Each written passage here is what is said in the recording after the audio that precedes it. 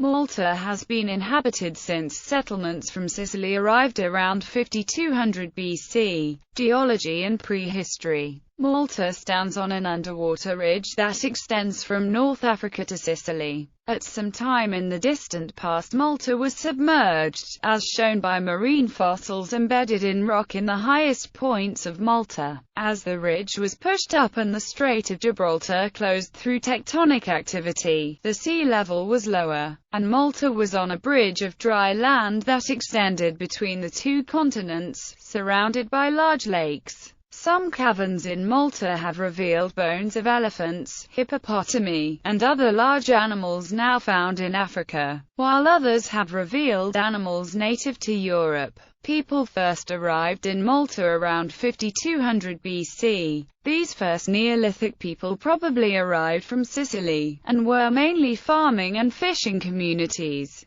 with some evidence of hunting activities. They apparently lived in caves and open dwellings. During the centuries that followed, there is evidence of further contacts with other cultures, which left their influence on the local communities, evidenced by their pottery designs and colors. One of the most notable periods of Malta's history is the Temple period, starting around 3600 BC. The Gantia Temple in Gozo is one of the oldest freestanding buildings in the world. The name of the complex stems from the Maltese word gigant, which reflects the magnitude of the temple's size. Many of the temples are in the form of 5 semicircular rooms connected at the center. It has been suggested that these might have represented the head, arms and legs of a deity, since one of the commonest kinds of statue found in these temples is a fat woman, a symbol of fertility. The Temple period lasted until about 2500 BC, at which point the civilization that raised these huge monoliths seems to have disappeared.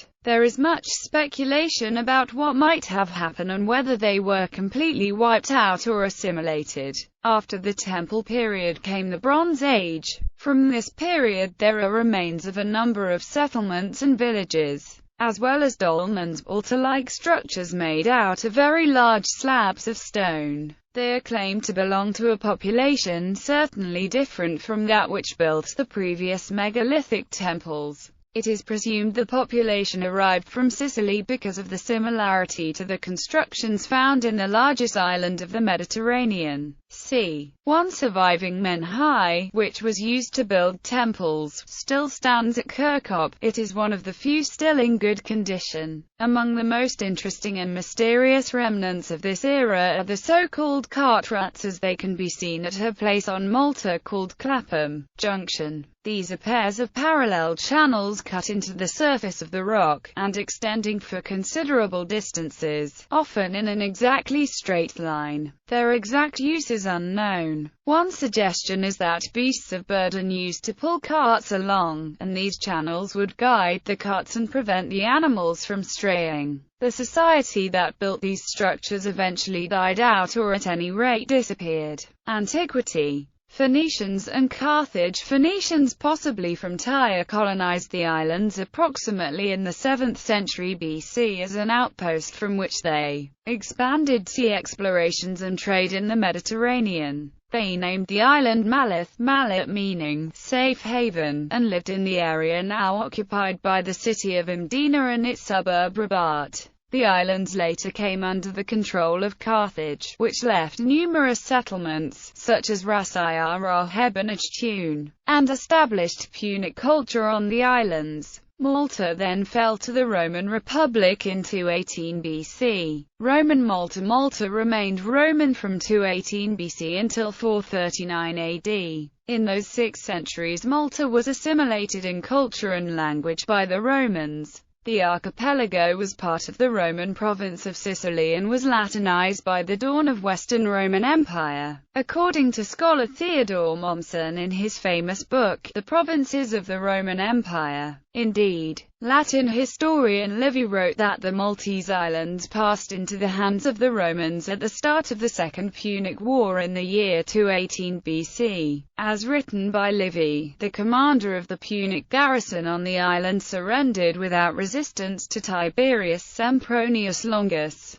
one of the two consuls for that year, who was on his way to North Africa. From then on, the Maltese islands were to remain under the control of the Romans until 439 AD, when it fell in the hands of the North African-based Vandals. In the Roman period, the city of Melite became the administrative hub of the island. Its size grew to its maximum extent, spreading down to today's Church of St. Paul. Remains show that the city was surrounded by thick defensive walls and was also protected by a protective ditch that ran along the same line of St. Rita Street, which was built directly above it. Remains hint that a religious center, with a number of temples, was built on the highest party of the promontory, meaning that the Domus, which seems to have been the residence of a rich Roman aristocrat, was placed very close to this important area of the town. The house seems to have lost a lot of its original importance and underwent a period of decline until it was probably abandoned in the 2nd century BC. The islands prospered under Roman rule, and were eventually distinguished as a municipium and a foederata civitas.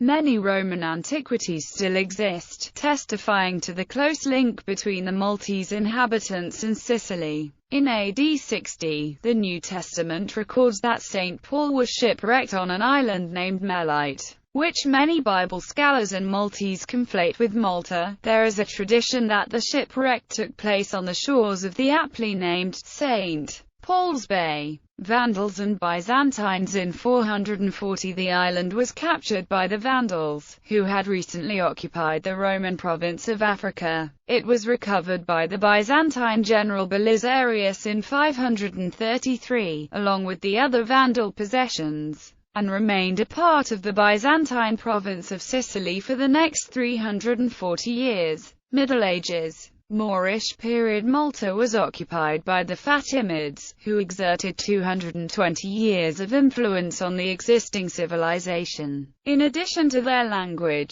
Siculo-Arabic, cotton, oranges and lemons, and many new techniques in irrigation were introduced. Some of these, like the Noria, are still used, unchanged, today. Many place names in Malta date to this period. The Phoenician city of Mdina was extensively modified in this period. Norman Kingdom of Sicily ruled between 1194 and 1530. The Kingdom of Sicily ruled the Maltese islands, and the process of full Latinization started in Malta. In 1091, Count Roger I of Sicily made an initial attempt to establish Norman rule of Malta and was greeted by the few native Christians. In 1127, his son Roger II of Sicily succeeded. This marked the gradual change from a Moorish cultural influence to a European one. In 1191, Tancred of Sicily appointed Margaritis of Brindisi the first Count of Malta. Until 1224, however, there remained a strong Muslim segment of society. After the Norman conquest, the population of the Maltese islands kept growing mainly through immigration from the north. With the exile to Malta of the entire male population of the town of Salerno in 1223, the stationing of a Norman and Sicilian garrison on Malta in 1240, and the settlement in Malta of noble families from Sicily between 1372 and 1450. As a consequence of this, one major academic study found that the contemporary males of Malta most likely originated from southern Italy, including Sicily and up to Calabria. Malta was part of the Kingdom of Sicily for nearly 440 years.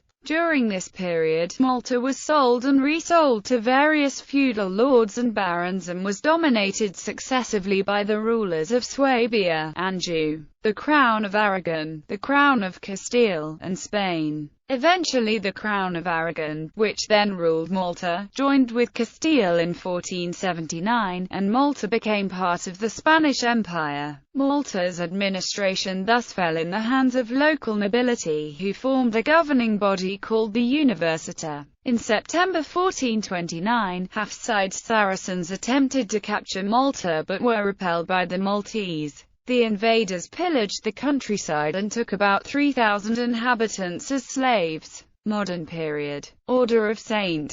John. In the early 16th century, the Ottoman Empire started spreading over the region, reaching southeast Europe. The Spanish king Charles V feared that if Rome fell to the Turks, it would be the end of Christian Europe. In 1522, Suleiman I drove the Knights Hospitaller of St. John out of Rhodes. They dispersed to their commanderies in Europe, wanting to protect Rome from invasion from the south. In 1530, Charles V handed over the island to these knights. For the next 275 years, these famous Knights of Malta made the island their domain and made the Italian language official. The Order of the Knights of St. John was originally established to set up outposts along the route to the Holy Land, to assist pilgrims going in either direction. Owing to the many confrontations that took place, one of their main tasks was to provide medical assistance. And even today the 8-pointed cross is still in wide use in ambulances and first aid organizations.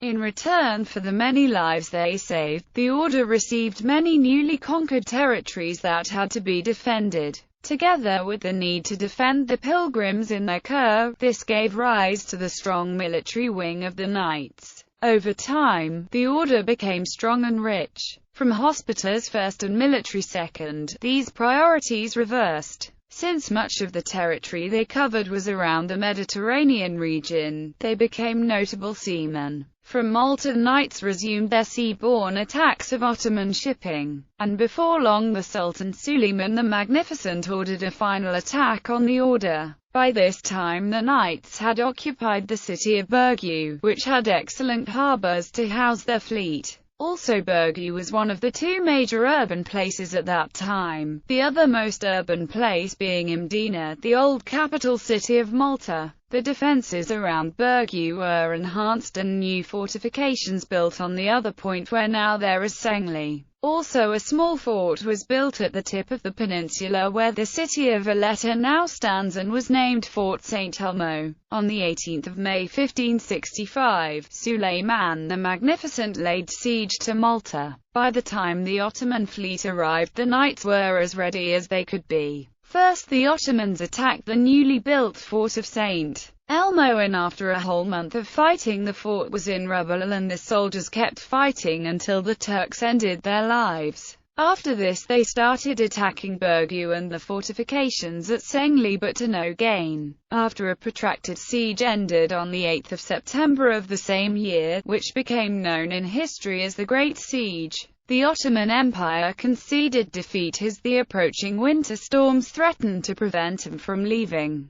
The Ottoman Empire had expected an easy victory within weeks. They had 40,000 men arrayed against the Knights' 9,000, most of them Maltese soldiers and simple citizens bearing arms. Their loss of thousands of men was very demoralizing. The Ottomans made no further significant military advances in Europe and the Sultan died a few years later. After the siege the year after, the order started work on a new city with fortifications like no other, on the Cyprus Peninsula, which the Ottomans had used as a base during the siege. It was named Valletta after Jean Parisot de Valette, the Grand Master who had seen the order through its victory. Since the Ottoman Empire never attacked again, the fortifications were never put to the test, and today remain one of the best preserved fortifications of this period. Unlike other rulers of the island, the Order of St. John did not have a home country outside the island.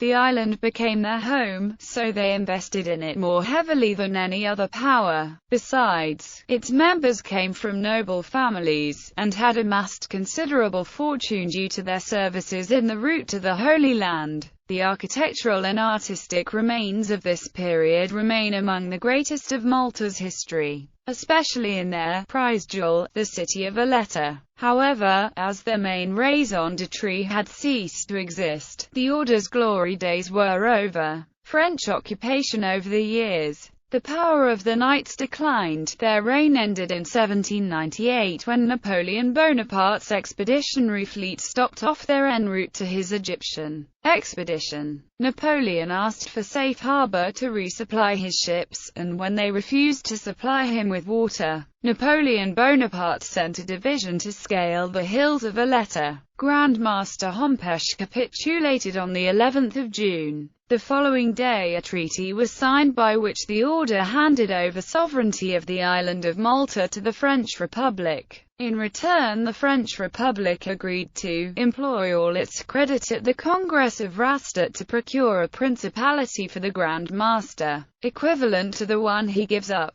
During his very short stay, Napoleon accomplished quite a number of reforms, notably the creation of a new administration with a government commission, the creation of 12 municipalities, the setting up of a public finance administration, the abolition of all feudal rights and privileges, the abolition of slavery and the granting of freedom to all Turkish slaves. On the judicial level, a family code was framed and 12 judges were nominated. Public education was organized along principles laid down by Bonaparte himself, providing for primary and secondary education. 15 primary schools were founded and the university was replaced by an École Centrale, in which there were 8 chairs, all very scientific in outlook, notably arithmetic and stereometry, algebra and stereotomy, geometry and astronomy, mechanics and physics, navigation, chemistry, etc. He then sailed for Egypt, leaving a substantial garrison in Malta. Since the order had also been growing unpopular with the local Maltese, the latter initially viewed the French with optimism. This illusion did not last long. Within months the French were closing convents and seizing church treasures, most notably the sword of Jean de Valette, which is to date still exhibited in the Louvre, in Paris.